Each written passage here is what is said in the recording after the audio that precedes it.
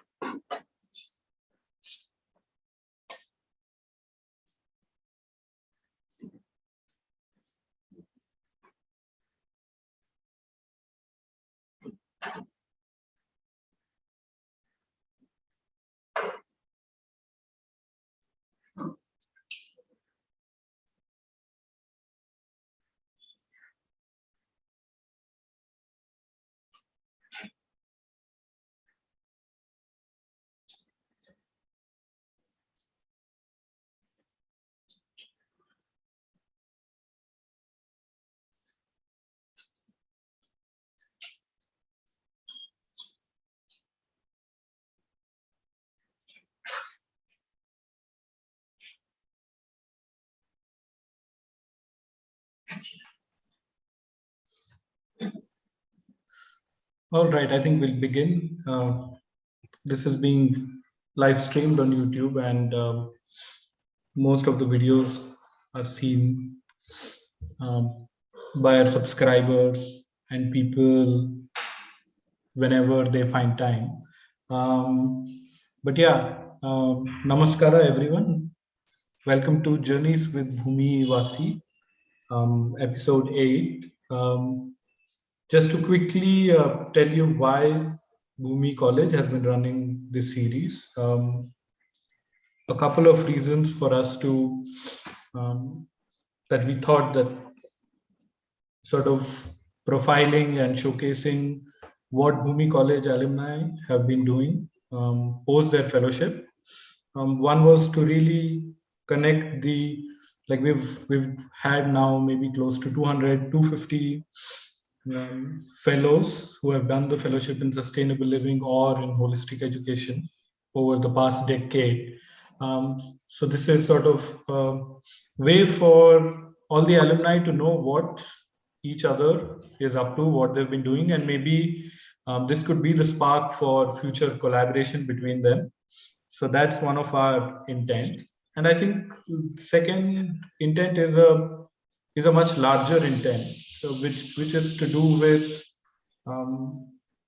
really helping youth in our country who really want to do something, maybe in the social space or in the environmental space, but really can't find enough stories of journeys of people. I think stories can be found on certain portals, success stories can be found, but the journey and the trials and the tribulations and a real sneak peek into what happens, like when you decide to do something, when you decide to take this road less traveled, or the road more mocked by people around you. So I think we really wanted to create this as a resource for youth to see the various journeys that one could take, the various models that you could base your career on if you want to sort of contribute in the social or the environmental space, that there isn't just one way to do it. So we've been trying to push that agenda in some ways through Journeys with Bhoomiwasis, to say that there are just multitude of ways in which you can you can design your career, you can design your, even the way you sort of want to contribute to the world around you. So that's been the larger intent for us, and hopefully people will find it useful. So yeah, I think we have Meru, Akshay, and Praveen joining in today. Apart from the speakers, maybe a quick, we can do a quick check-in as to what gets people here. What are they? What are they feeling right now, and what is their intent? Maybe just a brief 30-second check-in. You want us to say? Yes, yeah, just yeah. Okay. So I am Meru, and I live in Bombay, and I have interest in environmentally friendly stuff.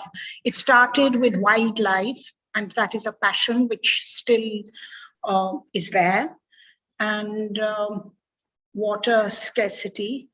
So that's why I just like to hear what others are doing. Thank you, Meru. You've been a regular at the Journeys with Bhoomiwasis, so good to have you here. Thank you, Arun. Maybe Akshay, Praveen could go ahead.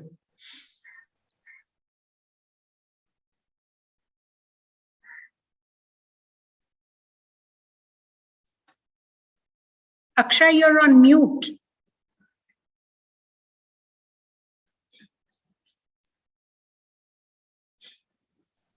Yeah, Akshay, if you're unable to, okay, yeah, maybe you can just type it in, Akshay. Praveen, if you'd like to share, you can go.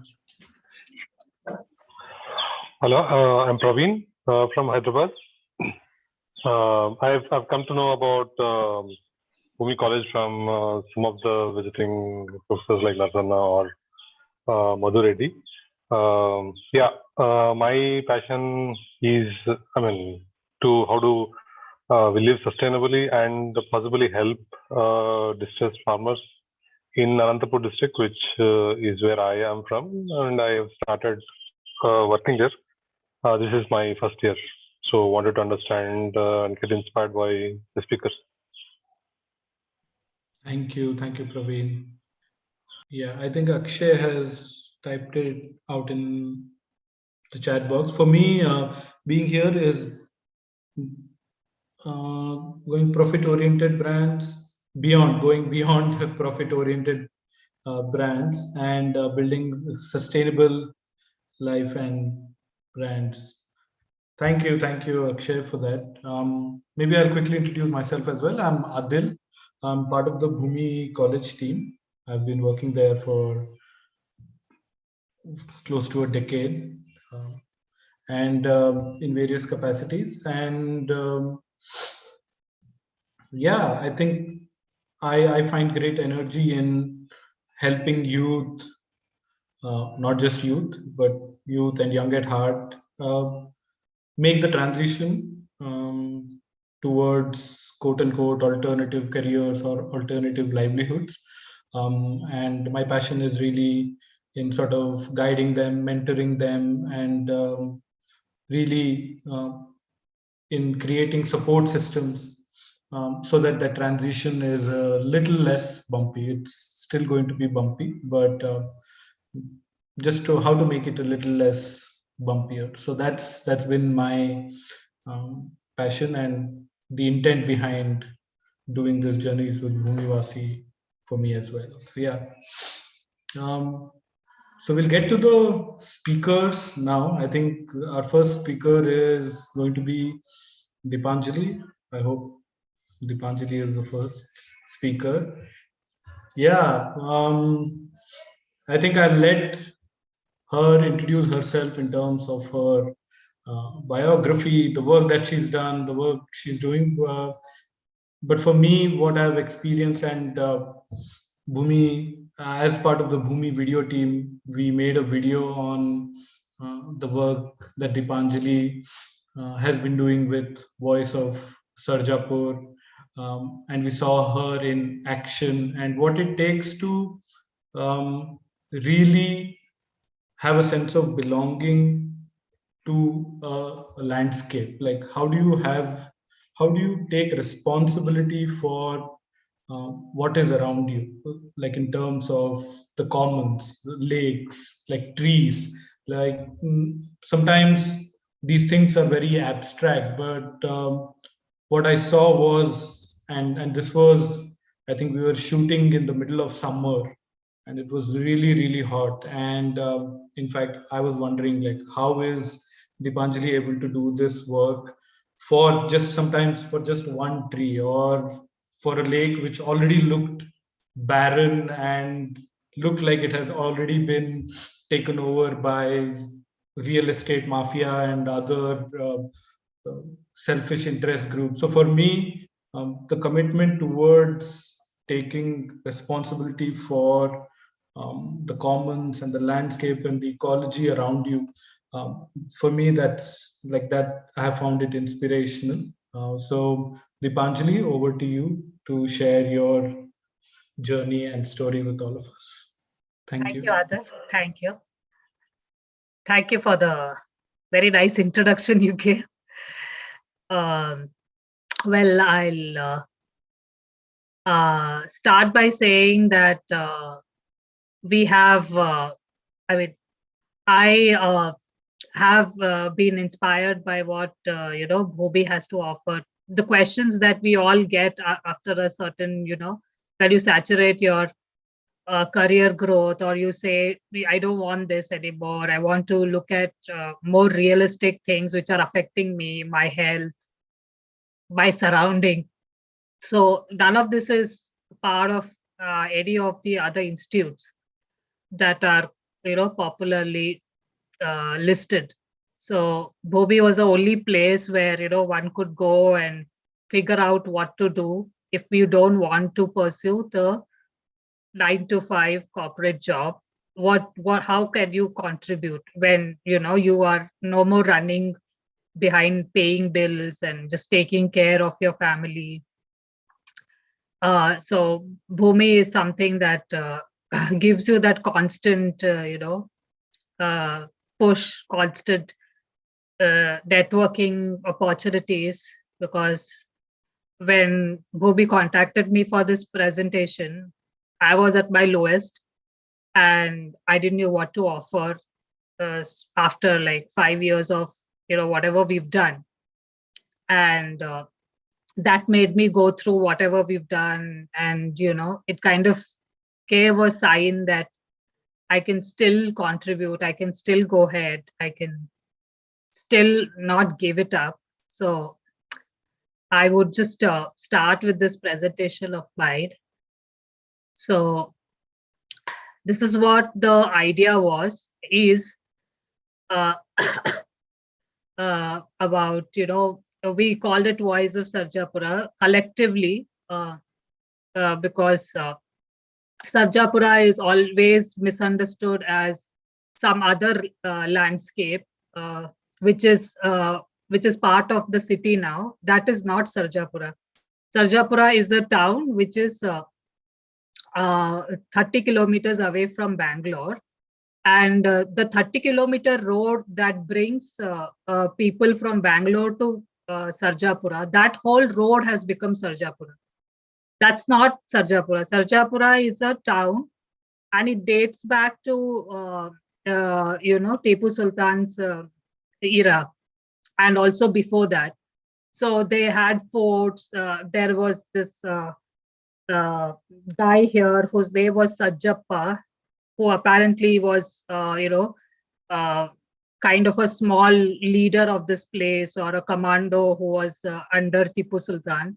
So the name Sarjapura comes from him, Sajjappa. Sajjappanapura, it became Sarjapura. So this Sarjapura is always misunderstood as Wipro Corporate Office or Koikondrahalli, or there's another place, I forget the name. So all these small villages that come next to the road are all considered Sarjapura, which is part of the city landscape. But which is not true, because Sarjapura is still, there are irrigating, people are farming, People are living a village lifestyle. There are small villages. There are small, ceremonies and all these annual feasts that happen. But now in this past 5 years, we've seen it rapidly change also. But this is a semi-arid region. It is a little different from Bangalore. We don't get that much of rain here. The sun and the heat and the temperature is also a little different from Bangalore. And we have very rapidly depleting groundwater scenario here. And all this has led us to kind of, think about this before the urban crowd starts pouring in. If we start talking about this, if we start, building it little by little, piece by piece. So we are hoping that by the time the urbanization happens, there are at least a few people who understand the journey so far, the disruption that keeps happening. So this was this flow chart will give you an idea as to what all we wanted to focus. We are focusing on. So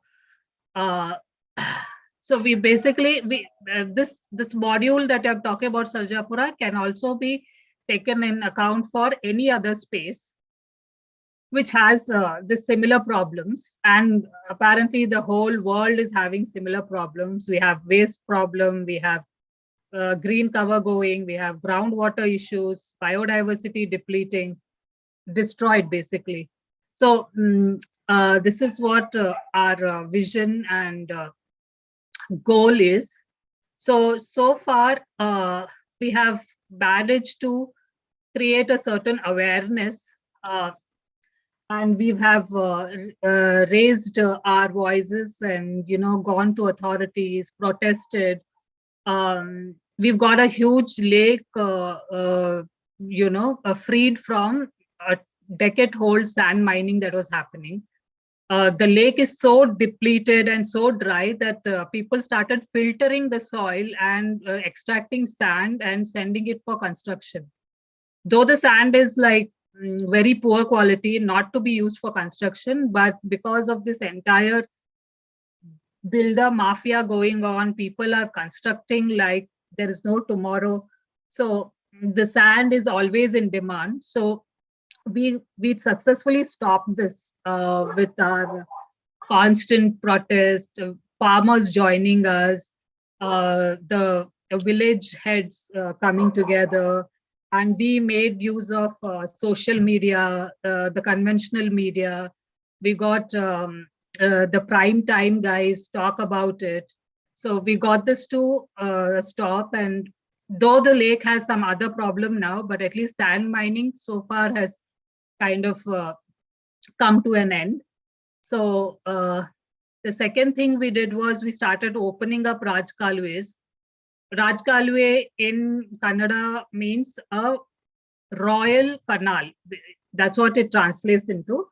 It's a canal because Bangalore is mainly surrounded by lakes. So all these lakes are cascading lakes. The lakes, water from one lake goes to the other through these canals. So one of the biggest thing that has happened to Bangalore is these canals have been blocked and have been encroached. You can see in this picture, the Raj Kalwe has been closed on March 2018. You see they have fenced they closed the Raj Kalwe, they fenced it. It was going to be part of a layout where they're going to use it like a road. So in another 3 months, we were able to restore it back. We opened it, we made them move the fence and got the Raj Kalwe opened up. So this is a canal that connects one of the biggest areas, Dhammasandra, which is almost like a town by itself, to Dodkere. Dodkere is Sarjapura's biggest lake. And if this canal doesn't exist, Dhammasandra will be flooded. The low-lying areas of Dhammasandra will totally get flooded. I want you to imagine Dhammasandra something like Bellandur. Bellandur has always been, in headlights. BBC has spoken about the lake and stuff. So Bellandur low-lying areas always get flooded. The same thing could have happened to Damsandra. So by keeping this Rajkalwe open, we have managed to at least get the water out of the village. Now there are other problems where this Kalwe runs for around 3 kilometers.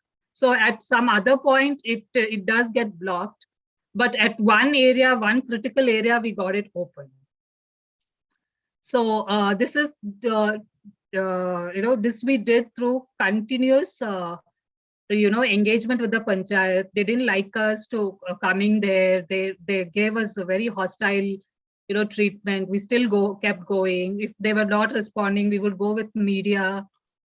We got the local papers to publish about it, and for some of it was fortune, it was luck, or it was because we were picking up these kind of issues. We got that kind of limelight that we required at that point in time, and we could open this up. And the villagers also were supportive, and this was as you see 2018, pre-COVID, pre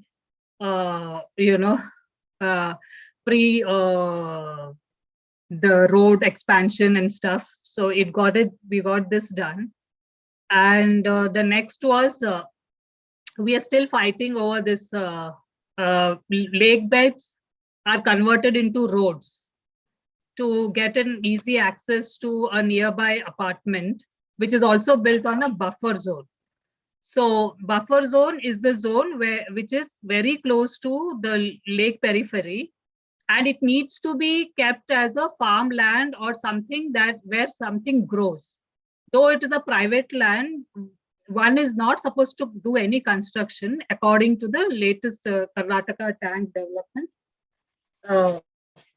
law that it was passed. N.K. Patil's report and High Court orders, Karnataka High Court orders. So we've been fighting over this, and we are still continuing. There are this road gets built, then again destroyed, again built, again destroyed. The cycle goes on. So, but this is one of the things that we got it on the map. So people who didn't know, now other folks are taking it up and fighting over it and stuff like that. We got it on map, we put it on Facebook, we put it on everywhere. So the next was again a similar thing. Now this entire area that you see on the left, that road, this whole scape has changed. Now they call it Prestige Smart City, and it has been advertised all over the place. But we started fighting over this way back in 2018, and we still continue. There's a high court. There are, in fact, Sandhya is part of that team where we are trying to take it further legally. So this is what is happening in terms of, and we got some folks even to visit our lakes, tell us what to do, how do we rejuvenate it and stuff like that. So this is a constant effort.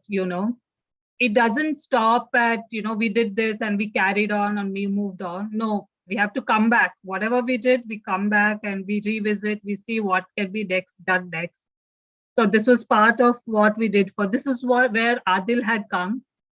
Adil, if you can see, there's so much of water behind. If it rains, there's water. If it doesn't rain, it just looks like one barren land.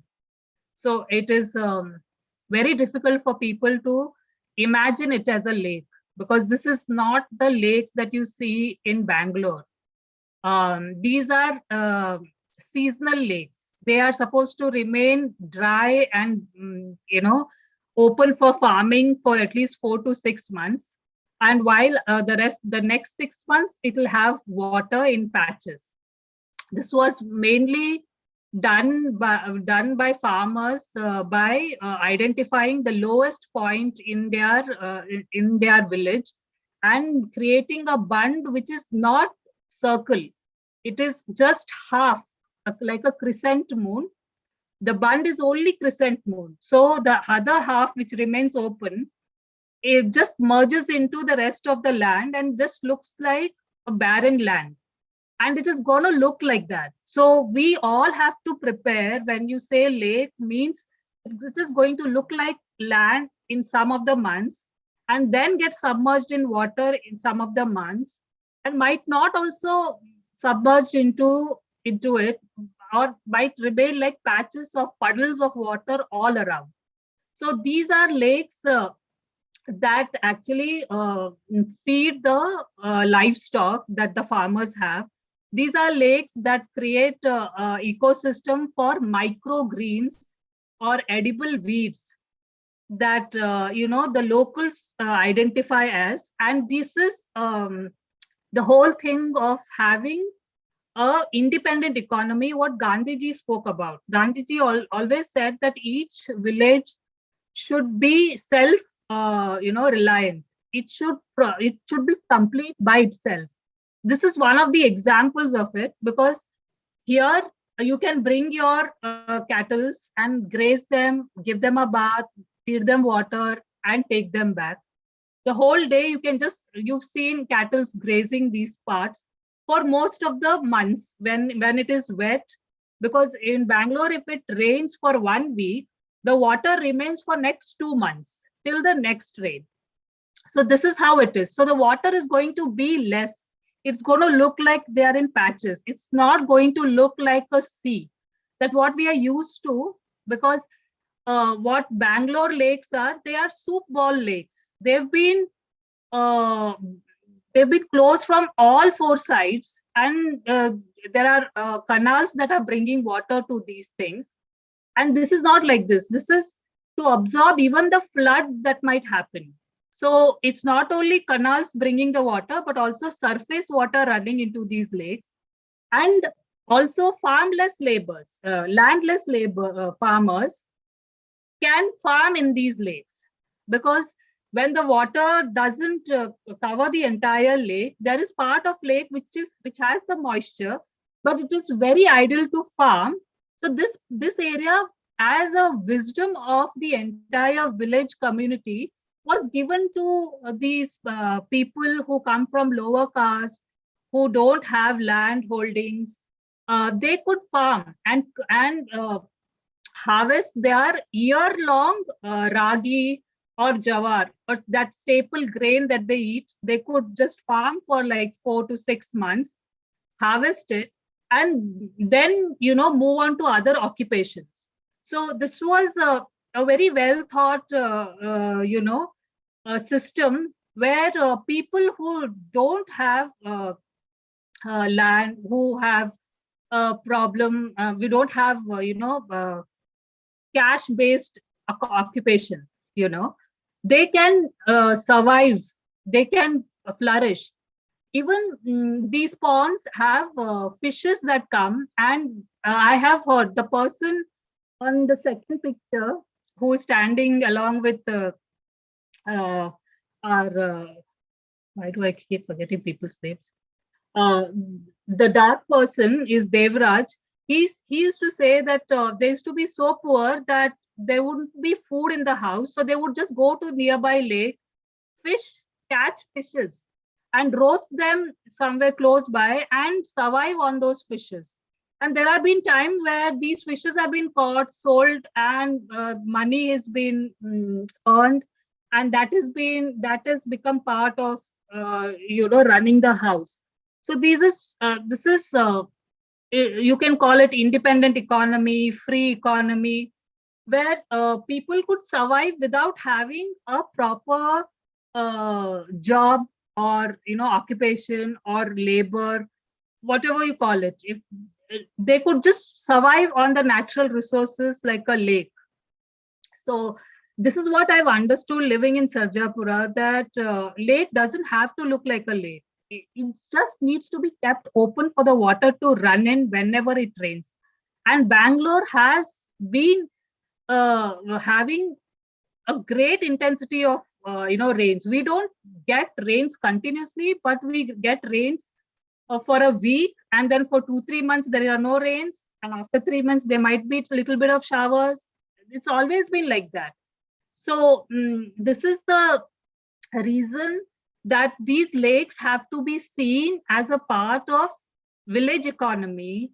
The example that Gandhiji gives in his Swaraj book, and every region has these kind of resources which keep the villages going, even if there is a very scarcity of job or cash based economy. So, and I could go on with the lakes, but the next topic was trees. Now, why trees? When we went to lakes, we realized that trees are the reservoirs of water, and Sarjapura is full of huge banyan trees, was full of banyan trees, which are gone now because the road keeps extending and keeps eating into these trees. And that is also a long journey that we fought. We are fighting. We have gone to High Court, and we're part of the petitioners who went to Supreme Court to kind of stop these tree cutting all along the Sarjapura road widening project. So this was our the other part of the other agenda of our organization group, whatever call it, citizens group. So we thought we could start plantation. This is we picked up the lake part, which is on the higher ground, to do the plantation. Then we went to residential layouts and told them, whatever is your open space, just put the trees and leave it. We got state trees to come and do these plantation, this Miyawaki plantation and stuff like that. On the second photo is the Miyawaki type of plantation. Basically, whatever we could find, whatever other methods of increasing green cover, we were approaching, we were getting it planted. We even did a transplantation because such a huge tree, we could not let it, get chopped off in the name of construction. So we got this tree relocated to a school, and this was done purely with crowdfunding. We just, advertised about the tree getting cut and we wanting to save it. And people just simply gave us money. And within a 2 weeks time, we were able to raise around 2 lakhs, and we got this tree translocated to a new place. So, and this is a road median where we wanted to make it green, because we didn't want it to leave any common space without any green element in it. So we had thought of putting, flowering plants, because these flowers are again used for temples and they have been sold there. So, people, the villagers, people who are looking around, they could just simply pluck the flowers, make a garland, sell it in a market. So all this, the concept was there. We struggled, we again raised funds for it, we planted, but then the advertising panels mafia has taken over the medians. We ripped it off twice, thrice, but then they just keep growing. They just keep multiplying in numbers. So now if you see, Sarjapura is just totally cladded with all these advertisement, and nobody is spared. Education institutes are getting into advertising on these boards. Builders are already there. It's a pathetic situation, but then there is a way out. The Karnataka Open Space Act enables you to fight this and keep asking them to removing it. PWD has every right to get it plugged. We keep doing this. We keep fighting. We go to High Court. We keep fighting. The thing is, you have to keep at it. You have to keep at it. It's going to be a little frustrating, a never-ending thing, but it's like this. You clean your house every day. So the same thing goes for these common spaces. You need to keep it on for whatever time you are able to do it. Whatever, physically and, mentally you're capable of, you keep doing this. So this is a part of our fight. It's still going on. In the beginning, it was much easier. Now it is becoming difficult because a lot of businesses are pouring in this part of the town also, like how it is in Bangalore. And BBMP has not made this area into, is not come under their jurisdiction. So it is still panchayat, still a lot of corruption. Still people can get away with things by just bribing. So things are going on. So we did this whole thing of bringing people together and making them plant. We got the police station guys also to come and plant. It was a good ceremony. This was World Environment Day where we did this planting. People were happy. People joyfully came and participated for 2 hours in the morning. So this is something might be one can pick up and do it in your area. Just buy these plants in bulk. Just collect, pull in money from few like-minded people and just plant for few meters and just take care of it.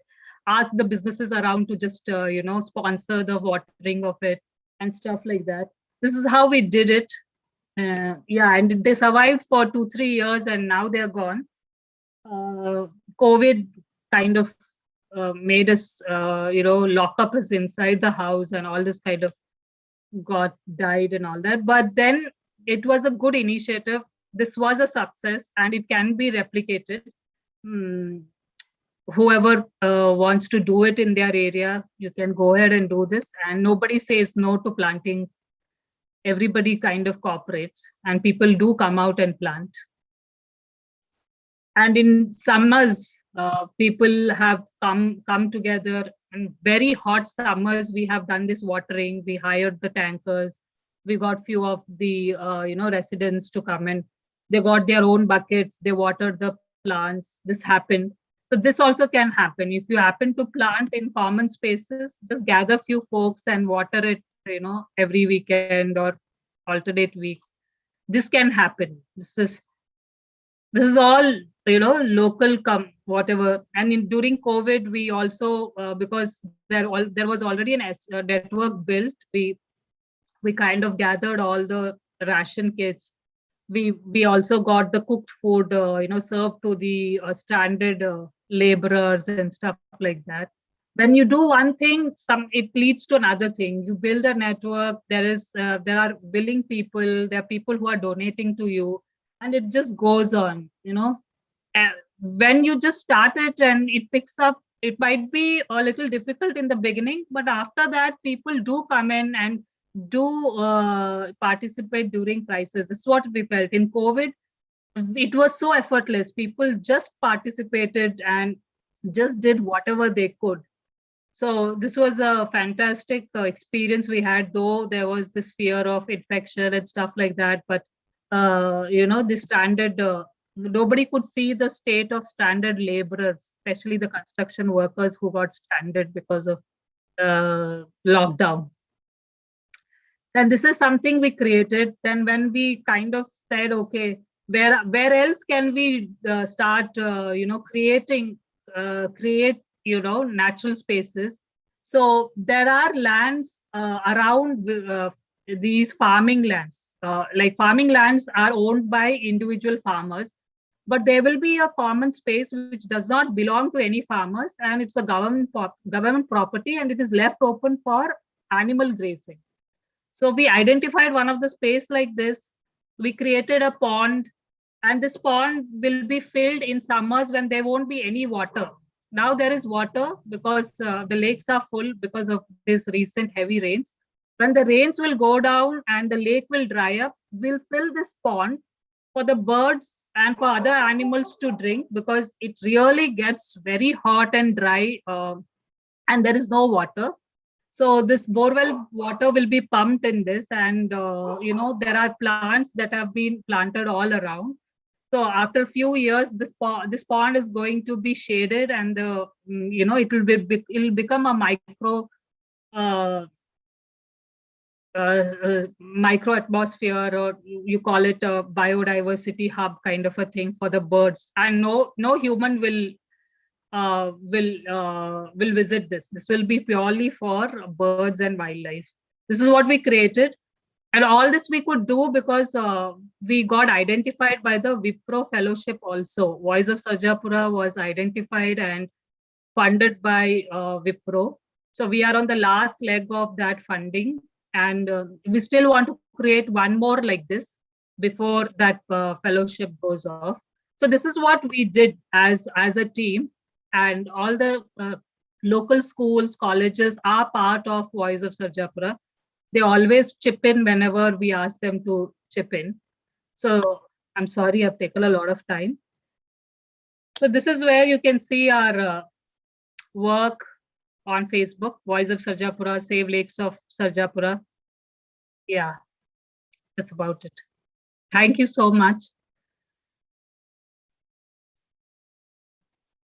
Thank you, Deepanjali, for that. Really inspiring to see the work that you and Voice of Sarjapura have done. Maybe once all the presentations are done, definitely we can take questions from the group. I think for a question that I think I would like to ask, and maybe many young people also have in their mind, like sometimes you feel like individually to sort of start something, it just seems too much, like, you know, it seems very scary. So how do you sort of, I know you've sort of found other people to work with. We met a couple of them when we were making that video, who are as energetic or maybe even more energetic and passionate.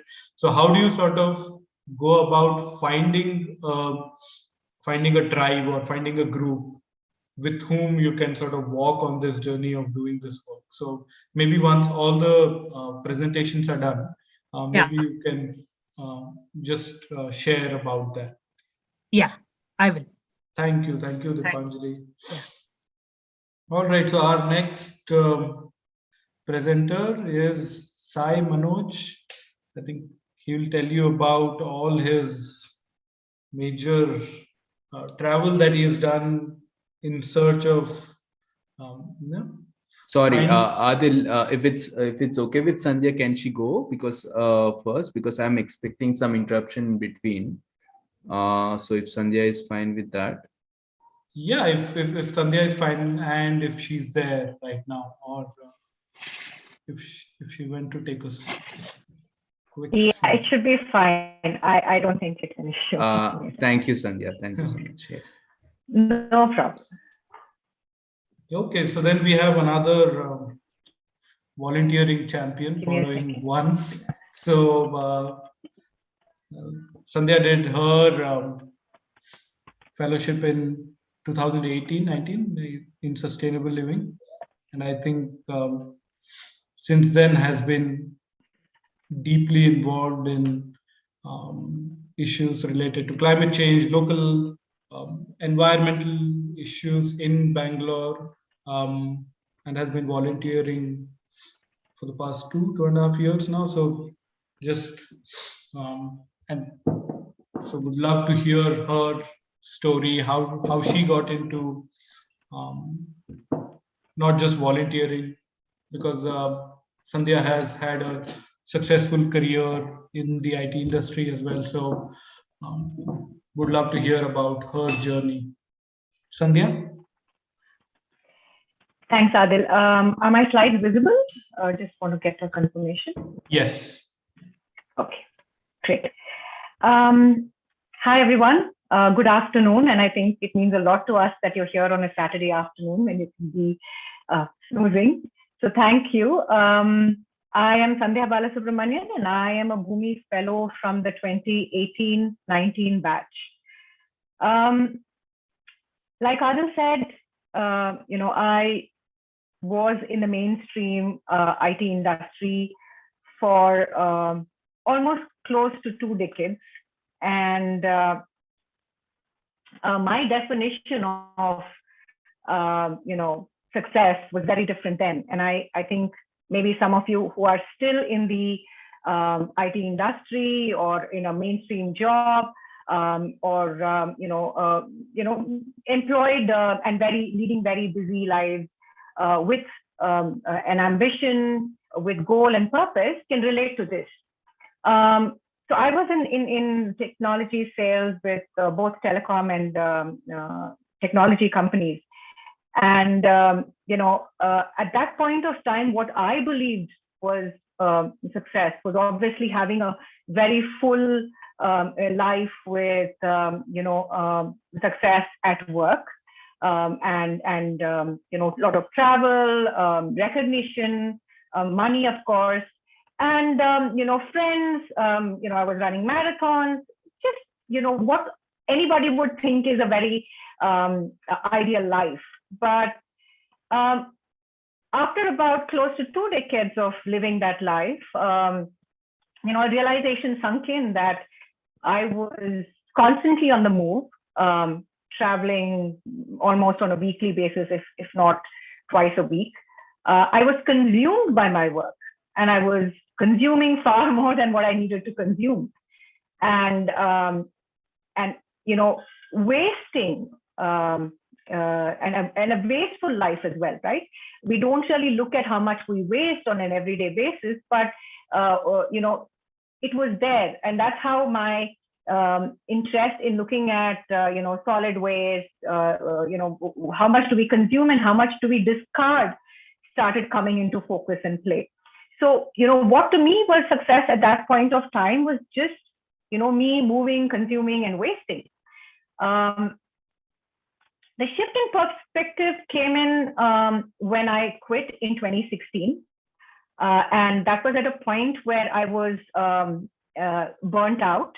And many folks might just call it a midlife crisis, but it was something that I couldn't handle anymore. Constant pressure at work. Today, I go back and relate to, when I go back and think, I can relate that I probably had anxiety as well, right? The Sunday evening, sense of dread and doom is probably that I didn't really want to go into work on a Monday, and didn't really enjoy what I was doing. And that kind of, led me to kind of say, I don't want to do this anymore. And I don't want to romanticize this shift either, because, while I'd like to think that it was very slow, mindful, and gentle, it was a very emotional, turbulent, and difficult time for me, because it's not easy to quit when you're at the peak of your career and you're earning well, you're financially sound and secure, to say I want to give it all up, but I don't really know what I want to do next. And I think this is an important part of the conversation as well, because a lot of people tend to romanticize this notion of quitting and starting afresh, but it's a very, very hard path and direction to take. So what did I do once I quit? I was dabbling around a little bit in few small things, nothing significant. But the moment I slowed down, I could really start, looking at my life a little more carefully, because otherwise you're just living from 1 second to the next, 1 minute to the next, a day to the next, just continuously, flowing from one activity to another, and sometimes not even flowing, right? You're just, it's almost robotic. So that's when I started, reevaluating how much I consume, seeing how much I waste, and really reprioritizing what is important, right? Whether it's myself, my family, looking at my whole life in a more meaningful and mindful manner. And during this journey of zero waste and minimalism, I wanted to call it minimalism. I wanted to be a minimalist. I met Bia Johnson. She had come to Chennai, and she's an author and quite famous in the zero waste and minimalism circles. And that was really an exciting meeting for me, because I said, she's so inspiring, because while, you can say that it's still coming from a very Western notion of, what probably are already in our Indian roots of just consuming how much we need and, not hoarding, some of us can't even afford to hoard right here in India, right? But it was still an exciting moment for somebody who, was living the full life and, consuming recklessly. And this meeting was exactly, I think, 3 days before, I had already signed up for the Bhoomi course, and I was all set to join. So I was really on the cusp of figuring out something even more exciting to come. So one of the first things that I think the Bhoomi journey brought in to my life is looking at a more conscious way of living, right? While Bhoomi itself talks about, clean food, reconnecting with the soil, and, farming, all of that, for me, it was more just a very, present and mindful way of living and living more consciously. And I just want to share some images from that journey, because I think it's far easier to visualize this than for me to talk about it. By the way, I have phobia of reptiles and anything that crawls. But over a period of time, getting my hands dirty and touching and feeling soil and compost, enabled me to reach this point. Visiting various farming communities and farms and listening to various guest faculty was such an enriching part of this journey. And then getting into actually trying it out and implementing the whole Shramdan on a daily basis, working in the garden, growing food. For somebody who's in the corporate space, food comes from the supermarket or from the shop. To really get connected with nature and soil and to grow your own food became a very big part of my life. And creating my own little garden subsequently during my internship was a big achievement for me. Connecting with seeds, identifying seeds, the very essence of life itself. These were images at different farms that we visited. This is, aeration of Jeevamrit. Guest faculty talking about, how every single aspect in life, in nature has a role to play, and how we can't really disregard or, tend to ignore or just ignore what nature has. The anthill is an example which has very rich nutrients that eventually can go back to the soil. Building a compost heap, having fun along the way. And food, of course, the very essence of, a hostel life or the community at Bhoomi, cooking and eating and relishing every little morsel of food. The other aspect of the Bhoomi journey that I really want to emphasize on is the community and the co-travelers that one finds along the way. Learning from each other, the diversity of the groups, and to be able to really respect and still maybe disagree, right?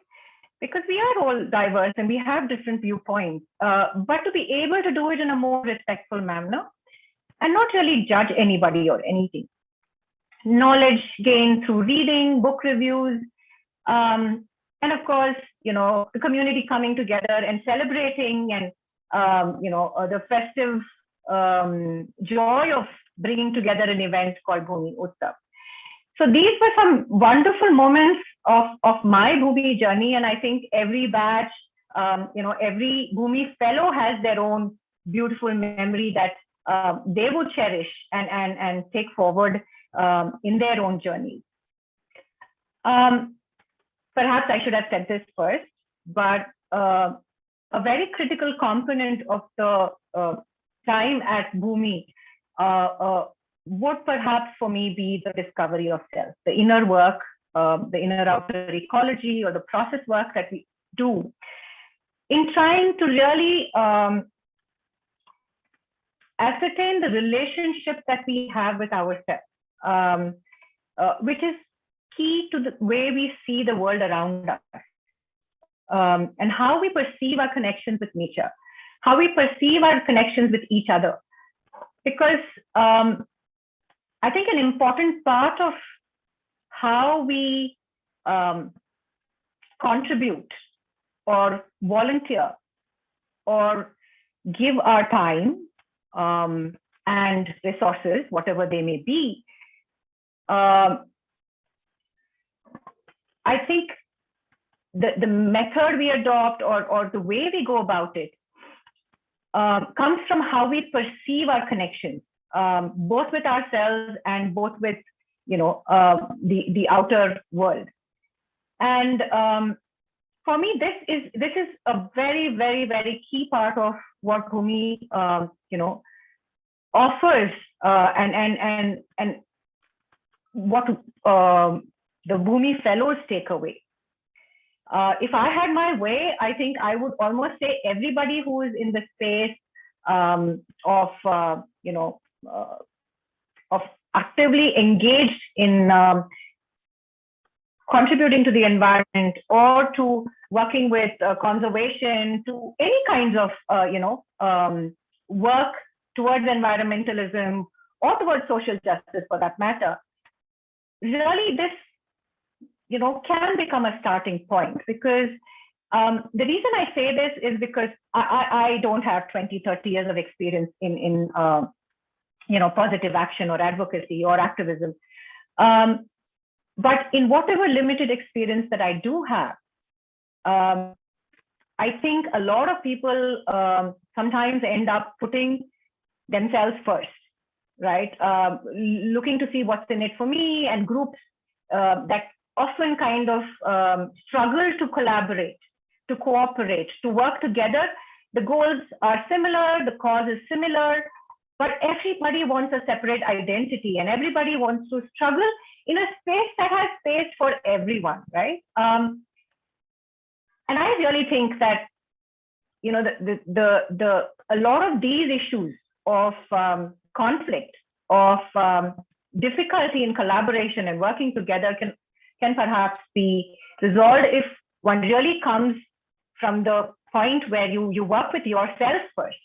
And then it becomes far, far easier then to work with others and really find meaning and find your space in the community. So post Bhoomi, for me personally, I did not have a goal. I did not have clarity in terms of what I wanted to do. I still remember when I came in for my interview with Rama at Bhoomi, obviously my corporate conditioning was to ask this question of what do you see your students doing post, the course, or what are my possible avenues? Where can I, fit in? And of course, she had a response to it. But I think, in retrospect, that question wasn't necessary because the journey is different for different people. And Bhoomi can never answer that question. The only person who can answer that question is the fellow themselves, right? For me, I chose to wait. I kind of chose for something to emerge and to really just say that while I'm waiting, I will continue, down the path of some of the things that have really kind of seeped in me during my time at Bhoomi. And I then, maybe about 4 or 5 months later, found my path.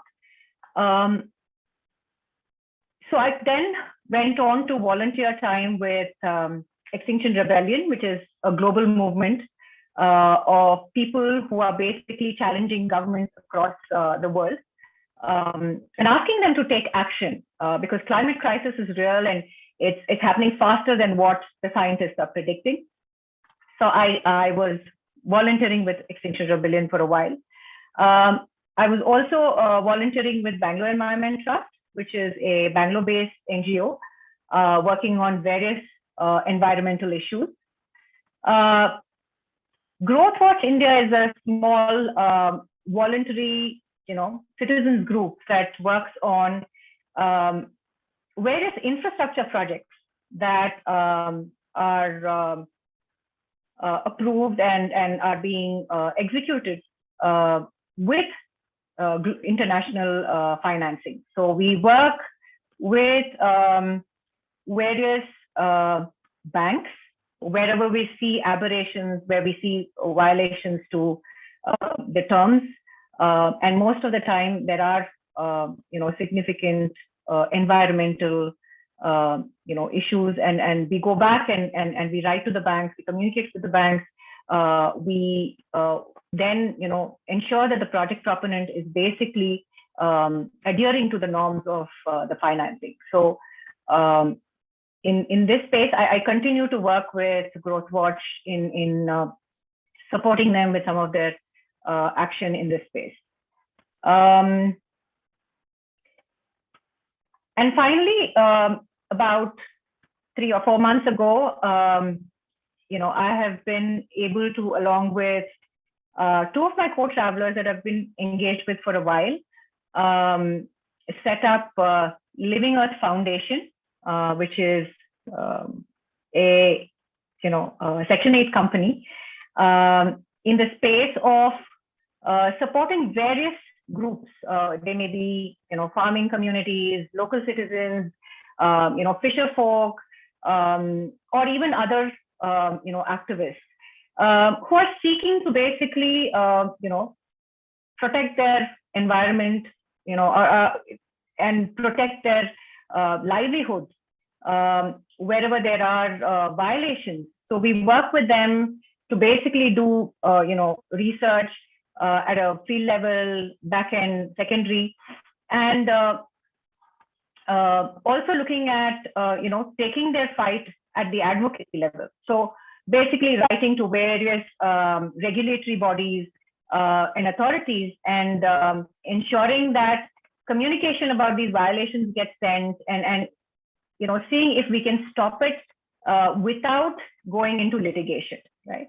So all the pre-litigation support is what we assist them with. And this, of course, requires significant on-ground work, field surveys, looking at filing RTIs, looking at government documentation, and finding inconsistencies, and then building the whole case. So this is what I have been doing for the last 3-4 months, and we're engaged with various stakeholders who are local communities, and I think the fight does need to be local. We don't have to make it large. We don't have to look at broad-based, addressing broad-based issues, while that also is there at the policy level and so on. If local communities could own their commons and their spaces, it becomes far more easier to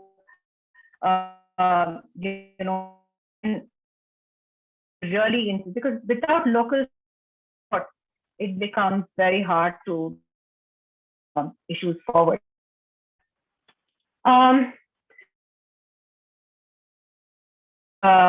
From this journey so far, Adil, I think you have asked a question to Deepanjali, and maybe some of it will get answered in this.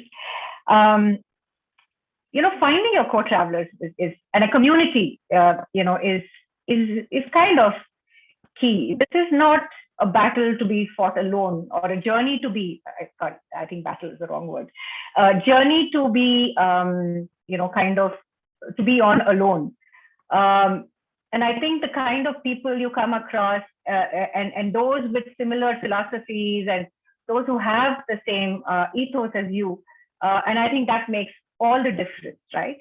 And once you find them, the whole journey becomes far more enjoyable and pleasurable, right? Eco-grief is a reality on a daily basis. I haven't talked about it here, but on a daily basis, and Deepanjali will definitely agree, that you end up seeing and experiencing things that are not so pleasant. And sometimes you're literally looking for bad news, and it does take a toll. And in order to really have sort of a not break down during this journey, I think co-travelers, community, and finding, pleasure and joy in some other things are also important. The second, I think, reflection is everyone is needed.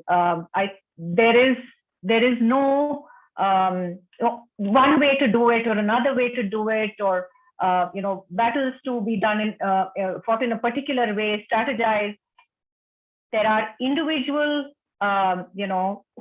who want to make everyday small changes. There are those who want to work in large, let's say, renewable space, right? Everybody has their own way of getting to that point of saying, am I contributing to the problem or am I contributing to the solution, right? And there are many ways to do it. Celebrating the small wins and victories and finding joy in small things is definitely something that one must do, because you're not really in it for, it's not a short-term thing. Some of our action is literally intergenerational. We may not see results, in our lifetime, especially if you take the larger, problem of, climate crisis. It's a reality. It's here to stay, and I don't know if we are making changes or taking action quickly enough. So we must still, while there is a bigger problem, find our happiness in small ways. And finally, measuring impact versus effort. I think there is a lot of conditioning that we have all received in saying, did we win? Did we lose? Did we get where we wanted to get? Yes, there might be a goal, but in this space, sometimes it's also the effort that you put in, the noise that you make, the efforts that you have made that others are able to see, that influences others to take action. So I think that is also an important part of the journey. And as much as individuals' choices and personal changes make a difference, I think there is a larger and a much bigger problem of how the industries operate, how the corporations operate. So be kind and gentle and kind of not really be overcritical of self and our own choices, right? Yes, but it's something that one can look at bottoms up as well as top down. So that's it from me, and I hope some of you who are listening are able to find your own light along this journey and find it to be meaningful, make good meaning of it, and eventually, have fun doing it. Thanks. Thank you, Sandhya, for that lovely presentation. Thank you. Sai is okay. It's a good time. Yeah. I think the one thing about Sai Manoj that I find very, very I would say inspiring, but also intriguing is the equanimity in his being. He's even when now there was an issue with, I don't know why he was supposed to go second, but he's going third now. I could sense great calmness in his voice, and I've noticed that he is mostly calm whether he's talking to anybody. So I think my own experience has been that you are different with different people in different times. You raise your voice, you are angry, you are you show an entire gamut of emotions. What I've noticed with Manoj is even when he's showing all those emotions, there is a certain level of equanimity in his speech, and I feel like it's he's embodying one of the eightfold paths that Buddha talks about, right speech. I never see him I never see him gossiping. I never see him like being rude to people. I have never seen him. So I think for me, that's really inspiring to see somebody embody that value of right speech and right action. And I think I wanted to let Sai Manoj know that that I find that very inspiring about him. Thank you, Sai Manoj. Please, I think, ready to share your journey. Thank you. Thank you so much, Adil. I think it's for me for the first time I'm introduced maybe in such a way, and it's very, I mean, it's very. I'm very happy to hear that aspect that you could notice, and really grateful. And I really want to start by thanking Deepanjali and Sandhya. Like, I think it's very inspiring to hear your stories so far. And I personally feel like very humbled that like when I'm sharing my part of journey with all of you. So Adil, can you share the presentation? Yes, just 1 second. Sure.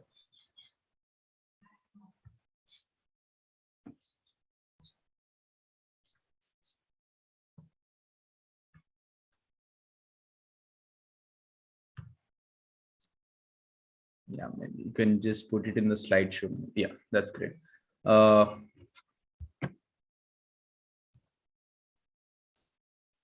Yeah, that's great. So actually, I prefer someone else projecting the presentation because I would love to see the audience while I was speaking. So that's the reason I asked Adil to do that. So this is like a small glimpse of my journey so far. So I'm an engineer by profession, but by the time I finished my engineering, I was for sure, I was clear that I don't want to be an engineer. I just did it for the sake of doing it, and I was clear on things that I don't want to do, but I wasn't really sure what I really wanted to do. Then like it was around 2013 that I started working in development sectors. Like whole my journey has been in development sectors, and so happened that I found my interest in education sector. Um, like around 2013, I was visiting few government schools and I was working with 10th graders there. Then I felt some connection with the field of education. And the thoughts for me back then was to understand any field, it's better to work at the grassroots level. And that's when there's a fellowship called Teach for India, where they take young graduates and then they put us in low-income private schools or government schools. And it's a 2 years of fellowship where you kind of get the training and you work in a school with a bunch of kids, and you stay with them for 2 years. So I did my TFI fellowship in Ahmedabad, and it was a game changer for me. Like it's my first professionally like a teaching experience, and I was having second grade and third grade kids. And post fellowship, I was clear that my passion is there in this, like teaching, like somewhere in education, and more importantly I think teaching. And a year later, then I started working in a village, because for me, like I was working in Ahmedabad, so it was city, and I wanted to experience how it would be in a village. So I was working in Andhra. I'm from Hyderabad, and I was working a place called Kadapa, a village nearby Kadapa. So that 1 year, actually, like Adil, maybe you can go to the next slide. So that's the year where I would say I started questioning things in education, right? Because till that time, the 2 years of fellowship, I was just taking the things, whatever that was thrown to me, because I was like very new. But that particular year in the village, it was a government school. And I started feeling like as an educator, as a teacher, like things are like quite strained. Like I really don't really have that flexibility. And it's a government school, so you kind of have to do things like whatever has been told and all that. And when I look at the kids, I feel like I'm pushing them a lot. There's something that's not a free flow. That's not really natural. There's something very artificial, and something there's extra things have to be done and all that. So I was thinking for myself, like, why a learning has to be like so, so pushed, right? Like if you look at ourselves, we learn a language quite naturally. We learn to walk, or we learn things that we really need very naturally. Then why exactly, like, the whole idea of schooling, why does it become so so focused on certain academics, or why it is like a children, like, given a chance, they would love to run away from school? Why is it that, like? So these were the questions that I was holding on to around that time. And I remember clearly, it was in the month of Jan. And by then I had like 2.5 years or 3 years of teaching experience. And that's when I happened to come across Bhoomi website through some article in Better India. That's when I got to know about Bhoomi, and I started reading, and my focus was more on the holistic education course. And after reading that one particular page of Bhoomi website, I mean, I know for sure this is what I wanted to do. Like, I don't know if I will find all my answers or not, but I kind of take certain decisions intuitively, and I know that this is what I wanted to do. And it's not a recognized course. It doesn't give you that certification. I mean, I don't really have a beard so far, but I really wanted to do that just because I felt like, this is something right for me at that point. And so Bhoomi College happened, and then you can go to the next slide, Arvind. Yeah.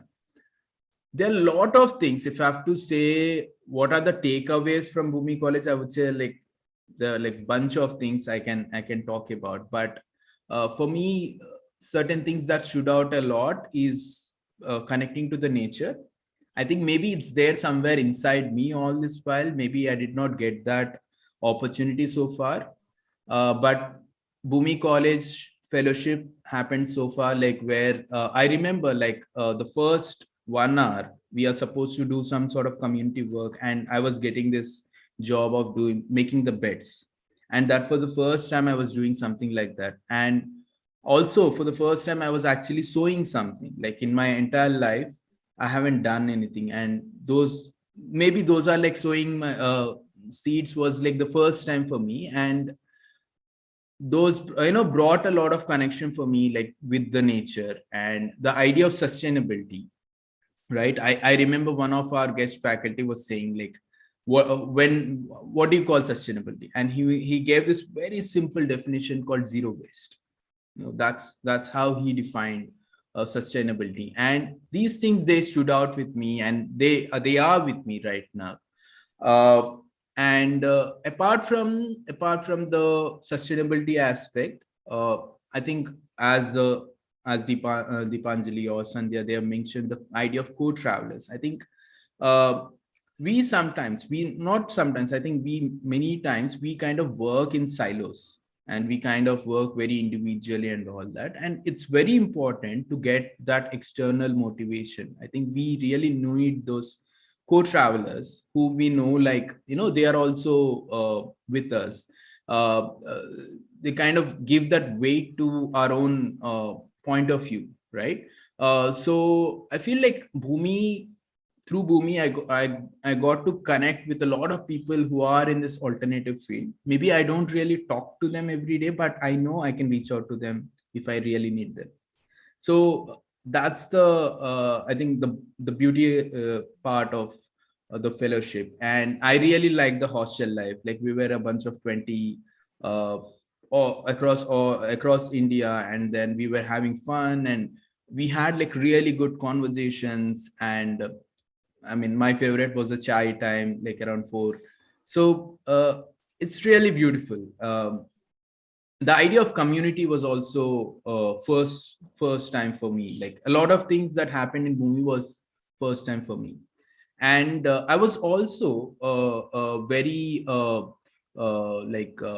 intentionally trying to observe myself as a learner, because I know for sure post fellowship I would again go back to work with children and youth, and I'll be working as a facilitator or educator. So I was trying to understand myself, how I am learning. So I saw that things that I really felt a need to learn, my attention towards those those workshops were much higher than the things that were not so. I did not feel any connect or a need, right? We had like a lot of workshops. We had workshops on like, it's a short films, we had workshops on farming, we have workshops on food, right? There are a lot of things that happened, but I could see myself differently. My level of participation, my interactions were different at different workshops. Why that happened? Maybe the connection with the topic. I did not really feel a need for certain versus the other.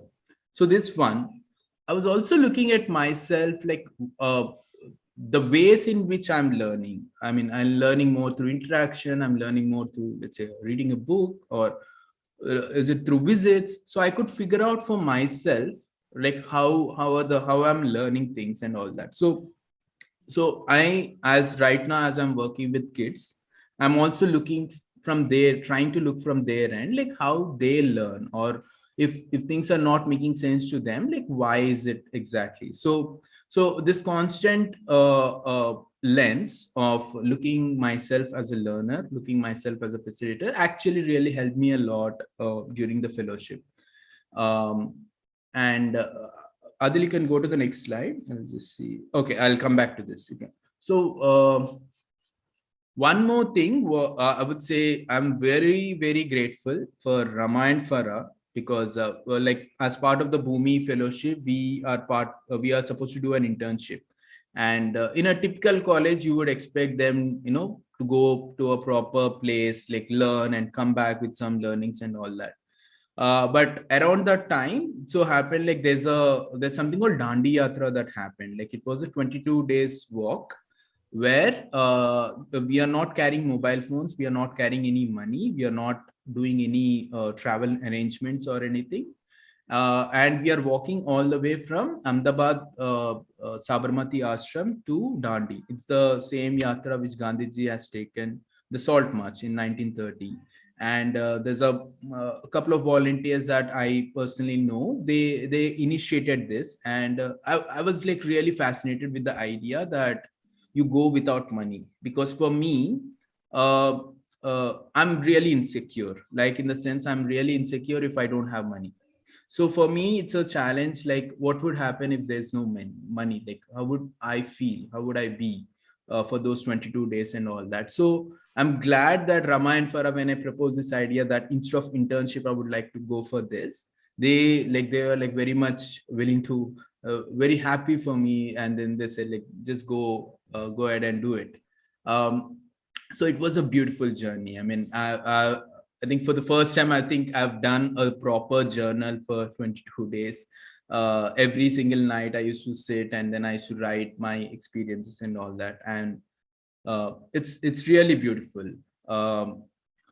So post fellowship, so post the Bhoomi Fellowship, I was of the opinion that I really wanted to initiate something. Again, like the idea of initiatives is again something like I feel my weakness. I cannot start something on my own because of the financial reasons again. So at that point, I started this small course, which is heavily focused on social and emotional. So it's a SEL, social emotional learning. So I did a small pilot project in a government school in Hyderabad. So along with that, I was also working part-time for a Gujarat-based NGO called Shaishav. So I was remotely working from Hyderabad. Occasionally, I'm visiting Gujarat, Bhavnagar, and then I was more doing the pilot thing in that government school. And it kind of went well. I mean, I could develop my own module, and I mean, there were a bunch of ninth graders with whom I was working and all that. It was okay. I would say, I won't say great. I would say it was okay. It was doing fine. Like the kids are enjoying, at least I can say that. So, but again, so once I've done that, like that happened for about 6 to 8 months. And I was parallelly working with Shaishav as well as doing my own project. That's when the realization that, what do I want? Where do I want to work again, going later? So I could see that in the education space, there are multiple things that I really personally would like to work on. For example, I love to work on gender aspect, the gender equality, or I would like to work on the democracy aspect. Uh, right, there's a whole field of sustainability, climate change. That's my focus. That's one thing I would like to work on. And I would love to work on farm, like letting kids work, and you be there, like get your hands dirty, work with kids in the farm. And I'm personally also inclined towards theater, so would love to be a facilitator in theater and all that. So these are like broadly like the areas that I would love to work.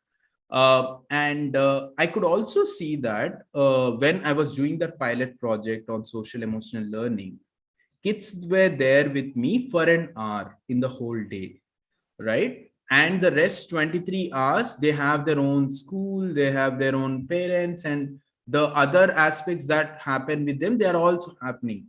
So I wasn't really convinced the impact that I could create by, by making kids be part of my program for an hour. I wanted to do something more. So that's when I kind of decided for myself that I would love to be in a learning space rather than doing it like a program. I would love to be in a learning space where, okay, I'm interested in sustainability, I can introduce that.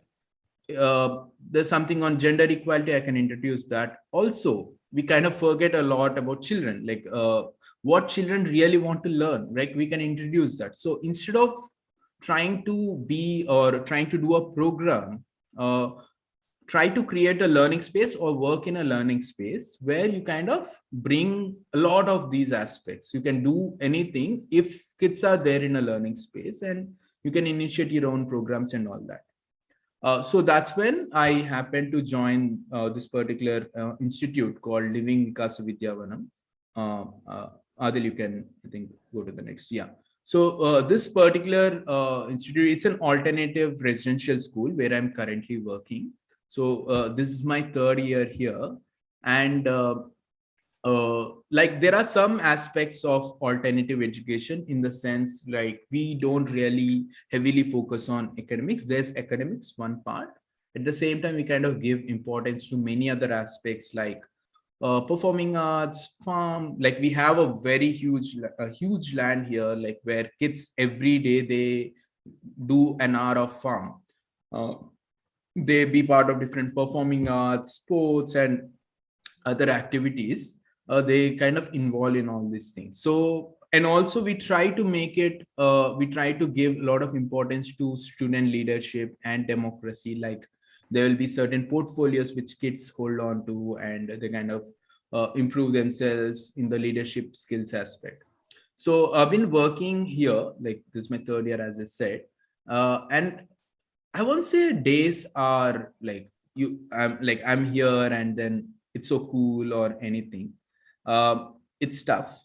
To be very honest, it's really tough. Like where you are engaged with kids from all the way from morning 6:30 to night 9:30. You are, and kids are there. There's kids from 10-year-old to 16-year-old.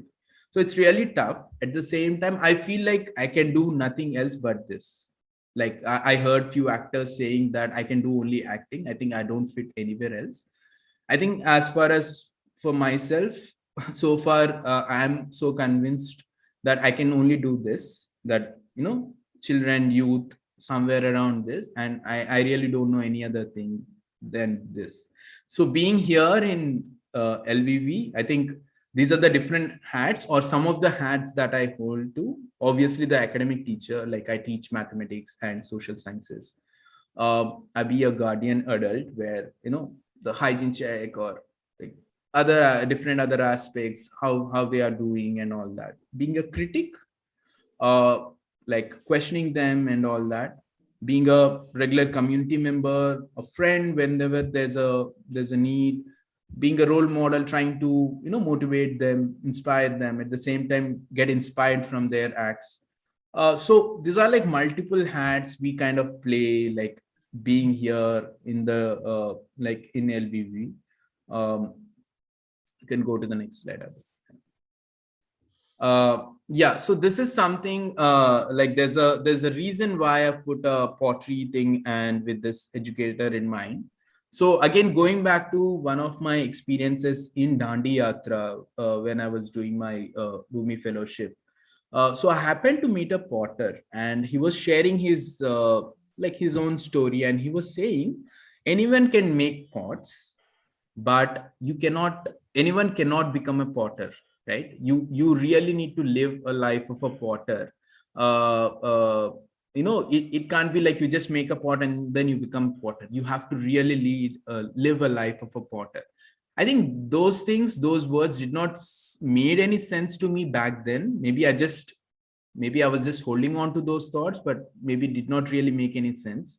But as I am experiencing this journey as an educator, as a teacher, I think those words are making sense to me. Maybe like at this age of digital world, anyone can impart that information, but just sharing that information doesn't make you a teacher or an educator. Like you have to really live a life of an educator.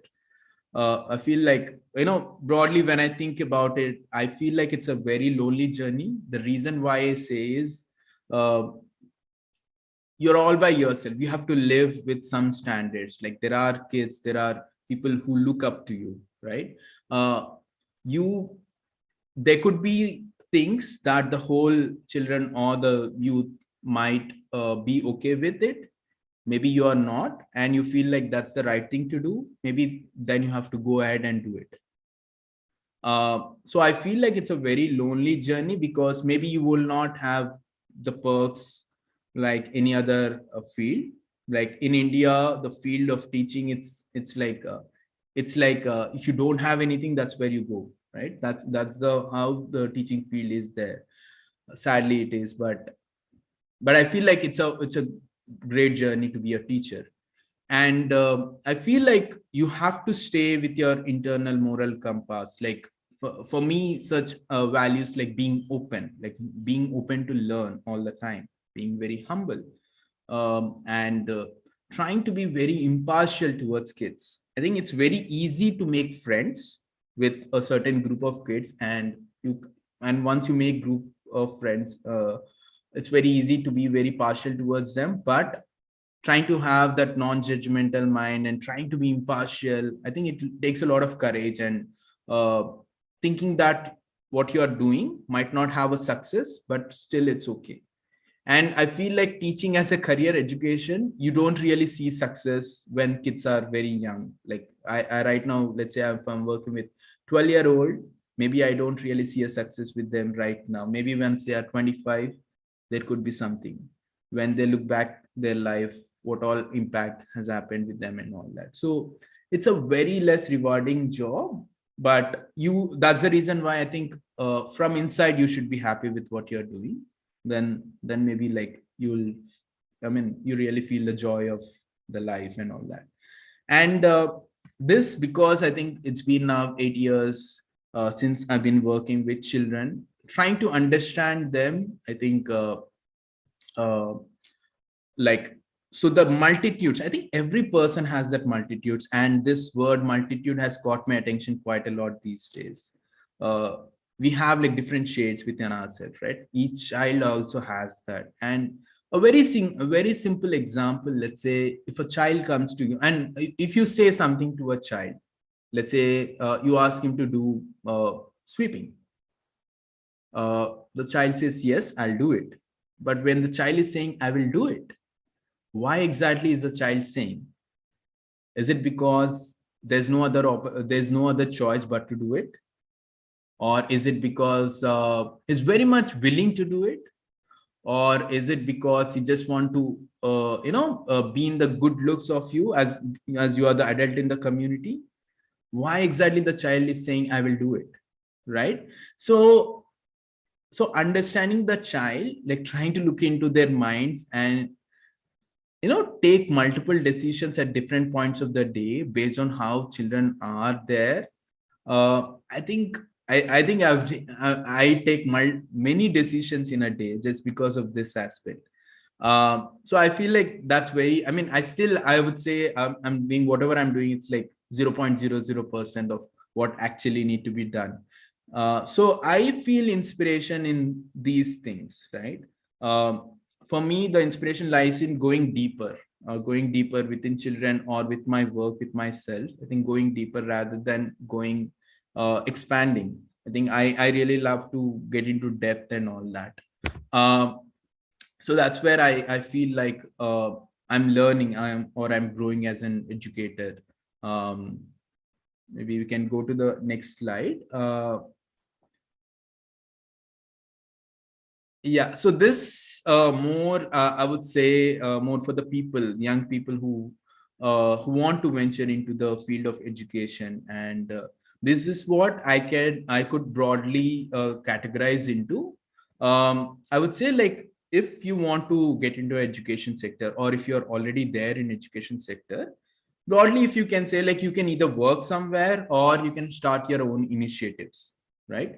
So again, when you want to work somewhere, so you either can work on a program. Let's say when I was working in Shaisha, the objectives were more on child rights, life skills, gender equality. So there could be specific programs that organization wants to do, or you can work in a learning space like LBV, the space where I'm working. So you have these choices, right? But if you really want to start something on your own, you again have these choices, right? You either build a program and make it into an organization. Like a very close friend of mine started this organization called Samay Shala back in 2016, and it's on inclusive education, and he's doing okay. He's doing fine right now. Or you could have a learning spaces, like some of you might have already heard about ROE, and Swayam is an initiative which a very dear friend of mine is starting. He's still at a pilot stage, I would say. So you still have these choices. In my understanding, whatever I've come across, in terms of your the earnings, it's not really a great earning. If you actually compare to IT corporate life or anything, you definitely feel like these are peanuts. But I would say personally, I would say this is something I feel like I have, whatever I earn, it's enough. For me personally, like, it's a decent payment is what I would say. If you want to start something on your own, the way in which I've seen people doing it is, like, there are different funding organizations, there are different organization, like we heard Deepanjali mentioning about Wipro, right? Even my friend Samay Shala is also getting funding from Wipro. So there are certain organizations which are actually offering seed funding, or at a different ways of funding, where once you have piloted your model, then once you show your work, once you show your impact, then people would be willing to fund and all that. So that's one way, where if you're having a very good program and you want to make it large into an organization, you can definitely do that way.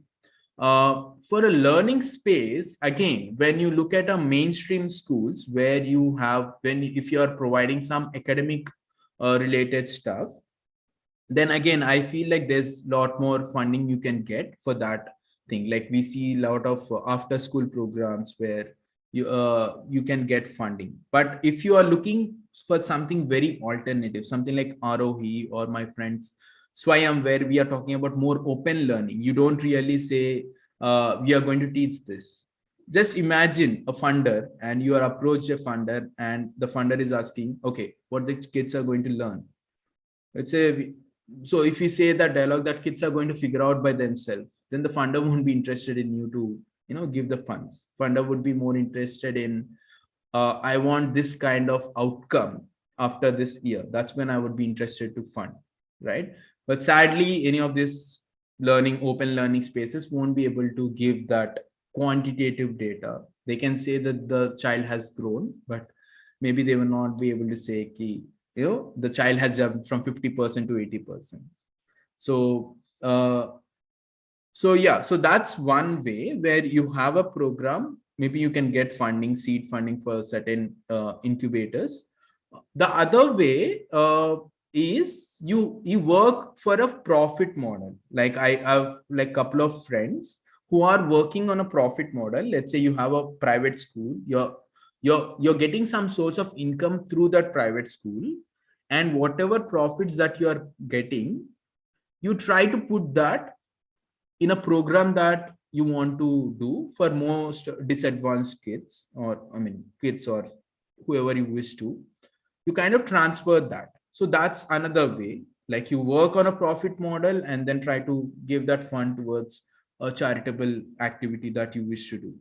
So broadly I would say these two, at least whatever I've seen in my limited experience. Yeah, I think I think I'm done, Adil. Like I mean, one thing I just want, maybe the next slide is, you can go to the next slide. So, yeah. So one thing I just wanted to say to the whole group is, like we at Living Vikasa Vidyavanam, we are looking for good facilitators, like good facilitators who would love to connect with children in education and all that. And I leave my contact details there. And like if you, any one of you are interested, you can just email me or WhatsApp me, and we can take this forward. So yeah, thank you so much, Adil, and thank you all of you for being patient and listening to me. Thank you. Thank you, Manoj. I think it was really inspiring to hear when you said, you can't do anything else. I can't do anything else apart from that. It feels like sort of you've reached ikigai in that sense, a perfect intersection of purpose and your passion and profession in that sense. So yeah, great to hear that. I think given that we have about 10 minutes, I know I had said about finding a tribe, but I think all of you made that point evidently clear about finding co-travelers. So maybe I'll take it in another direction, maybe because we probably will cut out this 10-minute part and use it as sort of promotional material. So a lot of youth really they sort of nurture what you call a keeda in them, right? They nurture something. They have a question in them that why is the education system like this, or why is the lake being taken over, or is this the way economy should be running? So they have, a lot of you do have those questions, but I think we know that the people surrounding you, sometimes these people could be your most intimate sources of trust, are sort of telling you the exact opposite, right? That telling you in some ways they are being detrimental to this inquiry that you have, or this questioning that you want to have, right? So how does one nurture that whatever inquiry that you have, that keeda in that sense, to say that, okay, like how do you nurture it without it being continuously squashed by people around you? And sometimes these people, like I said, have very influential, important roles in your life, right? And I'm assuming that it's not easy to easily disconnect from those relationships and say, okay, I don't care about any of you, I'm just going to do what I want to do. How do you sort of nurture this personal inquiry while being mindful of the relationships that you share with people around you? Does that make sense, or is it too convoluted? I hope it's okay. So yeah, I would love to hear from all the three of you.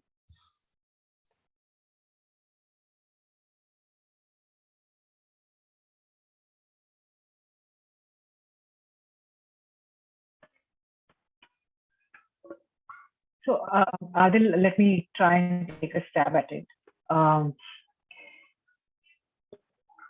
don't think there's an easy way to do it, right? We do live in a capitalistic system. We've all been conditioned to think that certain things are the right ways to do things. I can clearly imagine a scenario where there is a young adult and is embarking on a new journey or a philosophy, and parents have a completely different viewpoint, and that will definitely create conflict, right? The conflict doesn't just come from within the family, but also the consistent messaging from society and friends, and the extended system as well, that you are going down a path that is not the popular one.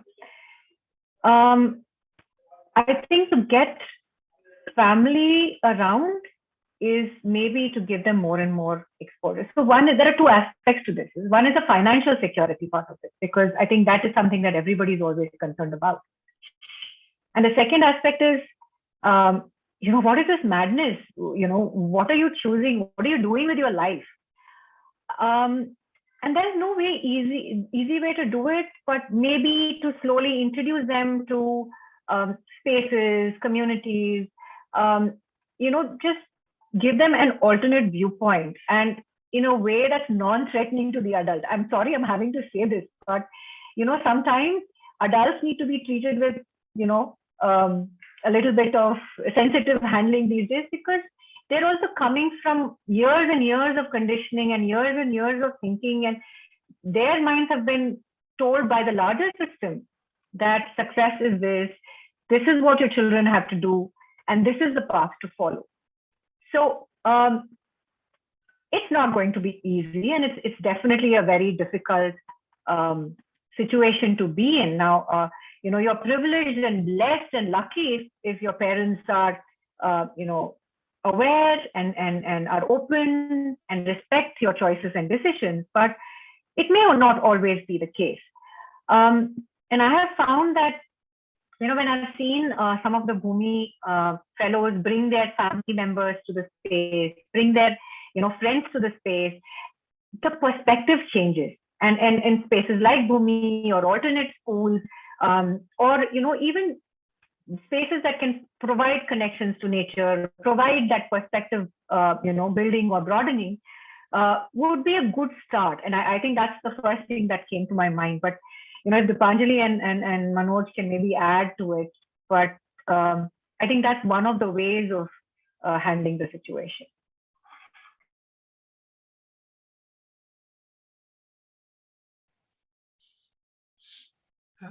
Yeah, absolutely. Because if I were to sort of retrace my journey into the alternative, I would involve my parents much more. I would share much more with them than I did, because it just seemed easier to say to myself that, I don't think they'll get it, or I don't think they'll understand. They're just a normal middle class, from a middle class family for whom being settled is very important. So I don't think they'll understand. So I think I would take more effort in getting them involved, sharing with them what my perspective was or what my value was, even if that value was nebulous and building up, and I was not really sure whether I would be able to follow it or not. I think I would take that awkward step of sitting down with my parents and maybe other people and sharing what I really felt. Yeah, but would love to hear from Deepanjali and Manoj.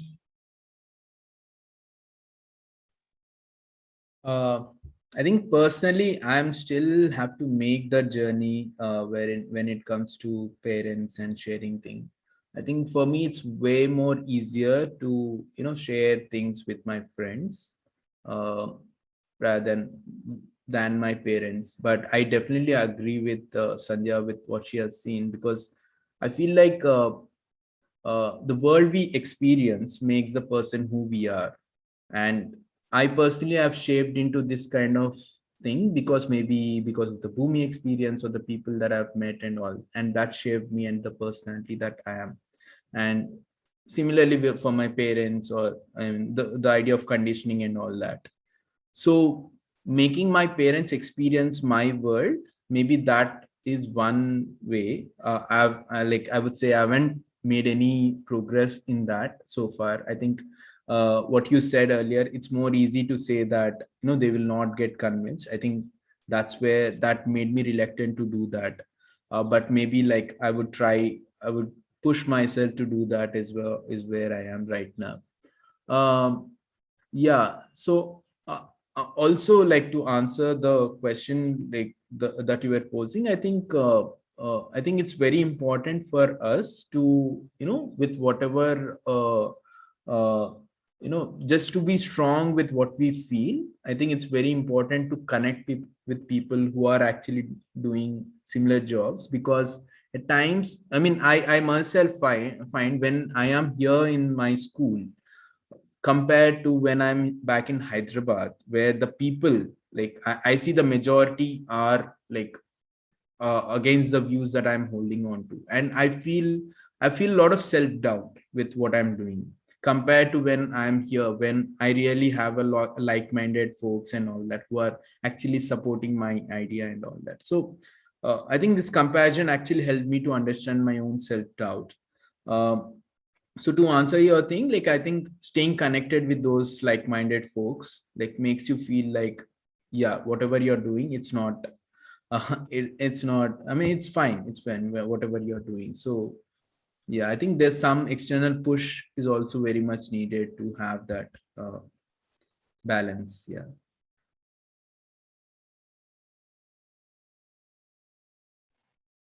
Deepanjali. Yeah, well, for me, it's been that, the journey has always been of something that you, like Manoj mentioned in one of his slides, that you're always alone. Because you are like this, because you have these questions about everything. Why is this? Why is this that? Why are our education system not including these aspects into our growing up years? So this is why it comes as a big impact when one grows up into an adult and has his own questions coming up. If it was imbibed, like what Manoj is doing, I think the answer lies there. If more and more people start creating these kind of learning spaces, like how Bhoomi is there, and like the institutes that Manoj has been talking. So if the child is being exposed to learning things naturally, that is when, by the time he becomes a young adult, he will realize that he doesn't have to be part of a rat race. He doesn't have to earn that much of amount in that much of a span, and he doesn't have to buy a house immediately, start paying EMIs. The whole rat race is ridiculous once you get out of it. But when you are in it, it looks so real, and it looks like, I will not survive without this. How will I? When I was working, I was perplexed with the fact that if I don't go to work, and if I just say, chuck it, I don't want to go back this Monday to my office, how will I pay my next bill? So this entire rat race create that kind of a pressure, and parents are in that rat race entire life, and they come from that aspect, that the way we have been part of it, that's the way you have to be part of it. Otherwise, you're not going to have a life. And it's not true. You can actually survive with 2 pairs of clothes and a very small place to live, and have a rich community, with you. All we are looking in, what I have realized in this 10 years of, my struggle with all these, working on commons and working with children, is the fact that we are looking for rich experience. And we are trying to substitute that rich experience with a lot of materialistic things, like you want to buy a house, you want to buy second house, you want to buy the second car, you want to hoard as much as possible, then you want a farmhouse, then you want farming, you want somebody to come and work in your farm. It's just to kind of materialistically expand yourself. But then if you have a community that just needs you, that needs your skills, that needs your presence, like what Manoj is doing. He's just being there for the children, and his experience of life is richer than any person of his age at this point in time. You know, working in a corporate office, sitting in a cubicle and just looking at the screen.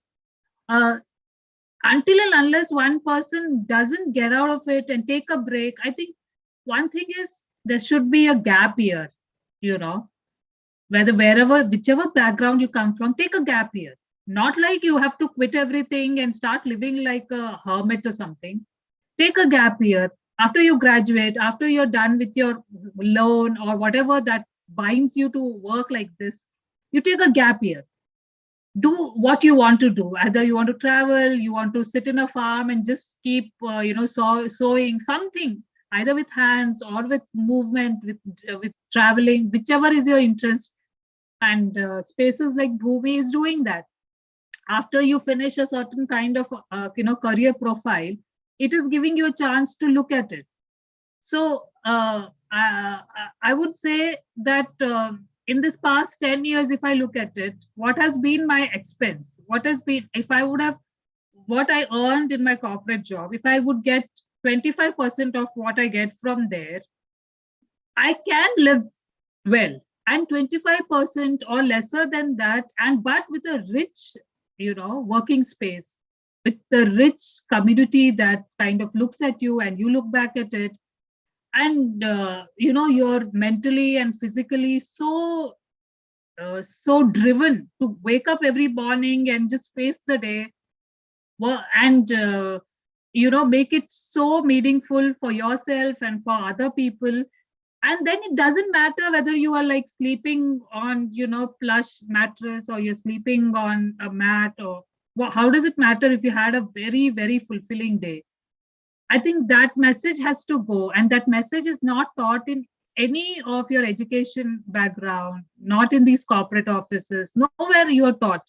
They are just talking about figures. This is the figure, 10-digit figure, 5-digit figure, and nobody talks about meaning, fulfillment, satisfaction, emotional support, community living. These words, terminologies don't exist, So that's where I look at it, and it is definitely changing. I'm really having a lot of hope. The way young people are just putting their professional training aside and getting in Teach for India, such a big pan-India thing, and all young people are in it, which is so very inspiring and so very.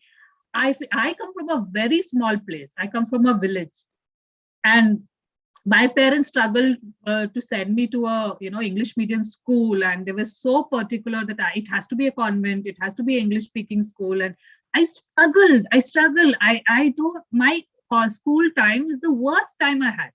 In this whatever 40 years I've lived so far, my school times, I could not make friends. I could not talk English. I still struggle. Socially, I struggle. I get anxiety. I get social anxiety.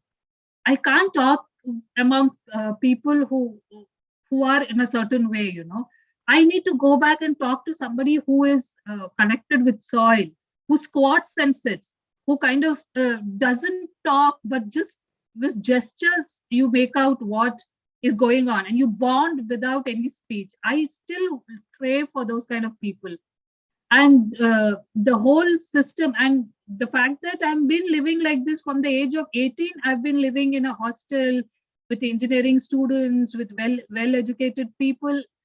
I just could not connect with it. That itself says how shallow that part is. Why am I not connecting with it? Why? Because it's all about comparison. They're comparing me with themselves. They are comparing themselves with somebody. It's all, very, very like shallow and doesn't fulfill you in any ways. And it takes for me, it took such a long time. And hats off to, younger people who are getting it in their 20s and, breaking out of that shell. And I wish the parents would know how intelligent those people are, those children are, who are not running behind illusions. That is killing the planet. This is fucking killing the planet. I'm sorry, but it's just killing the planet, the whole rat race. Yeah. Thank you for passionate sharing, Deepanjali. Yeah, I think what you said makes sense. For a long time, taking a gap year, or if you had a gap year in your resume, it was seen as a stigma. It was like, what happened? Did something happen to you? Because that's the only reason why you would have a gap year. But yeah, maybe now we need to change that perception and make gap year aspirational as well. And what you said, instead of thinking about 6-figure salaries, we can think about figuring ourselves out. So we can have the figures part, but maybe just flip it over. Yeah, some, I think, great pointers for youth to ponder over. But yeah, thank you to all of you. Thank you, Sandhya. Thank you, Manoj. Thank you, Deepanjali. Thank you, guys. Thank you for taking time out from your weekend and engaging with us and Bhumi's community. But we really hope youth find all your stories and journeys hopeful, helpful, and in their own journeys that they are about to take. Thank you very much. Thank you. Thank you so much, Bye. Avid. Yeah, Bye. thank you all of us. Thank you. Yes. Bye. Bye.